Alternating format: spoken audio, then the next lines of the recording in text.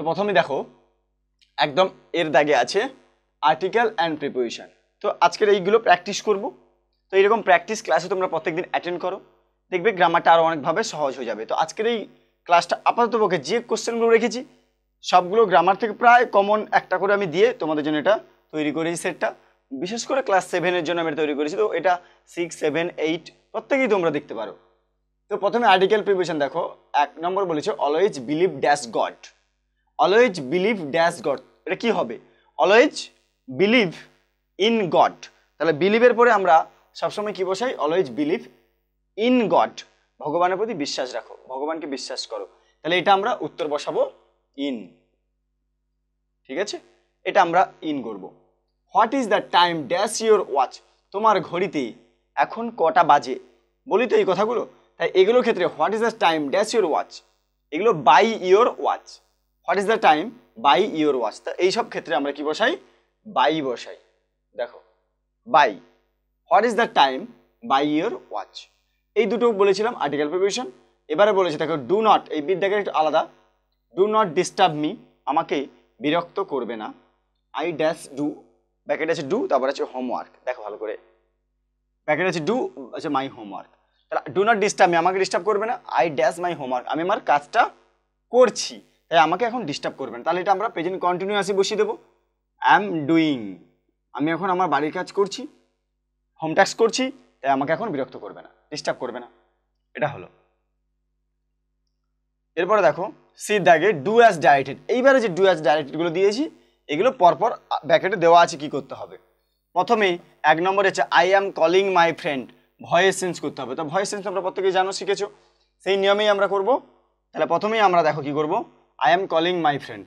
তাহলে প্রথমে my friend, ঠিক আছে, my friend is being, is being, my friend is being. এবারে কলের পিপি ফর্ম কল্ড বাই, এবারে সাবজেক্টটা অবজেক্ট আই থেকে মি, হয়ে গেল ভয়েস চেঞ্জ, বাচ্চ পরিবর্তন। ঠিক আছে, এরপরে 2 নম্বরে দেখো বলেছে tea is the most popular drink, এটা কম্পারেটিভ ডিগ্রি করতে হবে। ঠিক আছে, tea is the most popular drink. তাহলে আমরা যখন কম্পারেটিভ করবো এটা দেওয়া আছে কিসে? দ্য মোস্ট পপুলার, তাহলে সুপারলেটিভ ডিগ্রিতে দেওয়া আছে, এটা বুঝতেই পারছি। তাহলে আমরা করব টি সাবজেক্ট টি দিতে বসে যাবে, টি ইজ মোর পপুলার, কম্পারেটিভ করার সময় হবে মোর পপুলার দেন, এবার দেন যোগ হবে, দেনের পরে কি বসবে? Than any other drink, than any other drink. কেন বসলো any other drink?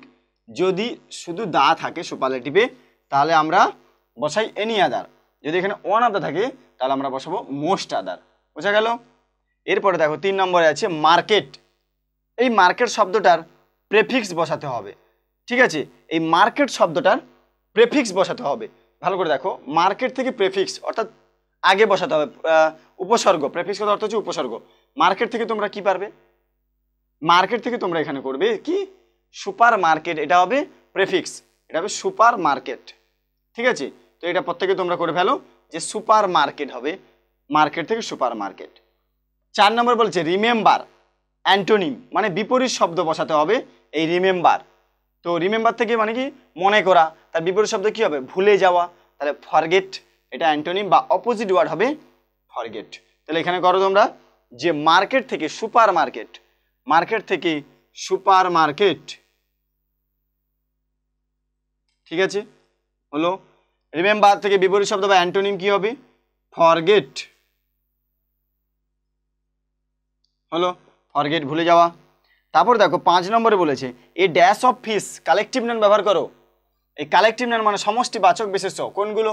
A swarm of bees, swarm, shoal of fish, class of fish, gang of robbers, band of singer, group dancer, এই যেগুলো হয়। তো এখানে এ ড্যাশ অফ ফিশ, এখানে তোমরা করে প্রত্যেকে শোল, SHOAL, এ শোল অফ ফিশ, এক ঝাঁক মাছ। হলো। তারপরে আছে 6 নম্বরে হি সেইড টু মি, সে আমাকে বলেছিল আই লাইক ইউ, আমি তোমাকে পছন্দ করি। এটা কি? ইনডাইরেক্ট করতে হবে, ন্যারেশন করতে হবে। তাহলে হি সেইড টু মি থাকলে আমরা কি বসাবো? দেখো হি টোল্ড মি, কি হবে? He told me. লিঙ্কার কে থাকবে? অ্যাসার্টিভ সেন্টেন্সে দ্যাট বসবে, লিঙ্কার দ্যাট। এবারে আই লাইক ইউ, আমি তোমাকে পছন্দ করি বলতে কে, যে বলেছে সে, তাহলে দ্যাটের পরে হি। এবারে সেটটা পাস্ট টেন্স, আর এদিকে লাইক থেকে পাস্ট টেন্স করতে হবে লাইকড। এবারে ইউ তোমাকে, মানে কাকে, আমাকে বলেছিল কথাটা, আমাকে তাহলে বসাতে হবে মি, হয়ে গেল ইনডাইরেক্ট। এরপরে 7 নম্বর আছে I am watching TV, future perfect continuous বসাতে হবে। তাহলে ফিউচার পারফেক্ট কন্টিনিউয়াসের নিয়মটা তোমাকে জেনে রাখতে হবে। কি নিয়ম? সাবজেক্ট শ্যাল উইল যুক্ত হ্যাভ বিন, ভার্বের আইএনজি প্লাস অবজেক্ট। তাহলে এখানে আই অ্যাম ওয়াচিং টিভি তোমরা করবে কি, I shall have been, I shall have been watching TV, হলো watching TV, future perfect continuous I shall have been watching TV. এরপরে যাচ্ছে আর দুটো আছে, যে কি আছে, এ হার্ড অফ কাউজ, বলছে একপাল গরু, এটা একটা collective noun. A herd of cows dash grazing in the field, মাঠে চড়ছে। এখানে আমরা বি ভার্ব কি বসাবো, ইজ নেব না আর নেব? এই যে হার্ড অফ কাউজ আছে, তবুও আমরা এটা সিঙ্গুলার ধরবো ইজ, অর্থাৎ কালেকটিভ নাউনের পরে সিঙ্গুলার বসবে। তারপর 9 নম্বর আছে মাই সন রিডস বুক কেয়ারফুলি। তাহলে এইখানের মধ্যে ক্লাসিফাই অ্যাডভার্ব, অ্যাডভার্ব কোনটা এবং কোন অ্যাডভার্বসটাকে ক্লাসিফাই করতে হবে। তাহলে কেয়ারফুলিটা এখানে adverb, carefully.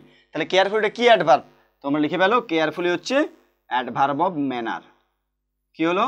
Adverb of manner, হলো অ্যাডভার্ব অফ ম্যানার, এটা হচ্ছে কেয়ারফুলি। তো এই প্র্যাকটিস মোটামুটি 10 নাম্বারে এরকম করে প্র্যাকটিস করবো প্রত্যেকটা দিন সেট করে, সেখান থেকে তোমরা প্রত্যেকদিন জয়েন করো, খাতায় নোট করো, অথবা ব্যাপারটা বুঝে নাও, ভালোভাবে দেখবে প্র্যাকটিস করতে পারবে তোমরা।